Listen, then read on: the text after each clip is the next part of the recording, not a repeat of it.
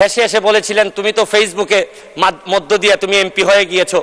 আমি একটা জিনিস পরিষ্কার করতে চাই আজকে মাননীয় স্পিকার। স্বতন্ত্র সংসদ সদস্য সৈয়দ সাইদুল হক বলেছেন, তিনি ফেসবুকের এমপি ঠিকই, কিন্তু তাকে ফসল হিসেবে তুলেছেন প্রধানমন্ত্রী শেখ হাসিনা।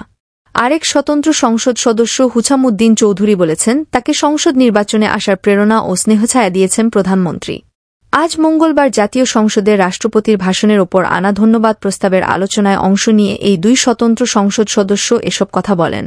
সাইদুল হক বলেন, প্রধানমন্ত্রীর সঙ্গে যখন আমার দেখা হয় উনি আমাকে হেসে হেসে বলেছিলেন, তুমি তো ফেসবুকের মধ্য দিয়ে এমপি হয়ে গিয়েছ। ফেসবুক ব্যবহার করে সংসদ সদস্য হয়েছেন উল্লেখ করে সাইদুল হক বলেন, ডিজিটাল বাংলাদেশের রূপান্তর করার প্রোডাক্ট হচ্ছে ফেসবুক। ডিজিটাল বাংলাদেশ না হলে তিনি ফেসবুকে 7 মিলিয়ন ফলোয়ার অনুসারী তৈরি করতে পারতেন না।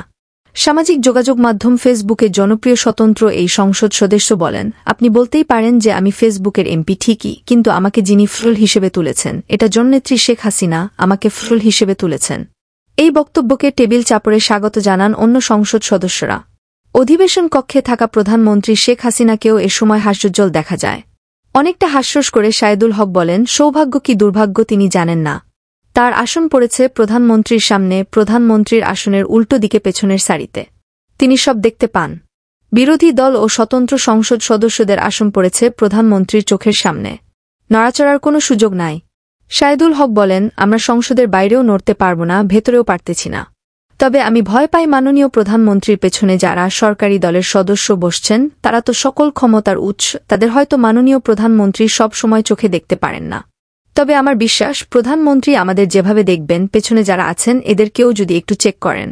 এ সময় প্রধানমন্ত্রী শেখ হাসিনাকেও হাসতে দেখা যায়। সংসদে নিজের অবস্থান কি হবে তা তুলে ধরে সাইদুল হক বলেন, তিনি সরকারের বিরোধিতা করবেন। তবে মুক্তিযুদ্ধের পক্ষ ও বঙ্গবন্ধুর বিষয়ে সবাই এক ও অভিন্ন। সরকারের উন্নয়নের প্রশংসা করে সাইদুল হক বলেন, হৃদয়ে দেশপ্রেম থাকলে টাকা কোনো সমস্যা না, এটা প্রমাণ করেছেন প্রধানমন্ত্রী। এত সফলতার মধ্যেও কিছু সমস্যা আছে। দ্রব্যমূল্যের অবস্থা খুবই খারাপ। ব্যাংকগুলোর অবস্থা খুব খারাপ। টাকা পাচার কোনোভাবে রোধ করা যাচ্ছে না। পরবর্তী সময়ে তিনি এসব বিষয় নিয়ে কথা বলবেন। নির্বাচনে আসার প্রেরণা দিয়েছেন প্রধানমন্ত্রী।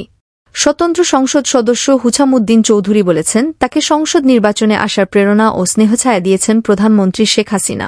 এজন্য তিনি প্রধানমন্ত্রীকে ধন্যবাদ জানান। তিনি বলেন, সব ধর্মের সহাবস্থান নিশ্চিত করার পাশাপাশি প্রধানমন্ত্রী ইসলামী শিক্ষার জন্য যে দৃষ্টান্ত স্থাপন করেছেন তা দেশের ইতিহাসে কেউ করতে পারেননি। একই সঙ্গে তিনি শিক্ষা ব্যবস্থার দিকে নজর দেওয়ার আহ্বান জানিয়ে বলেন, কারিকুলাম শিক্ষাক্রম নিয়ে কিছুটা বিতর্কের জন্ম দিয়েছে।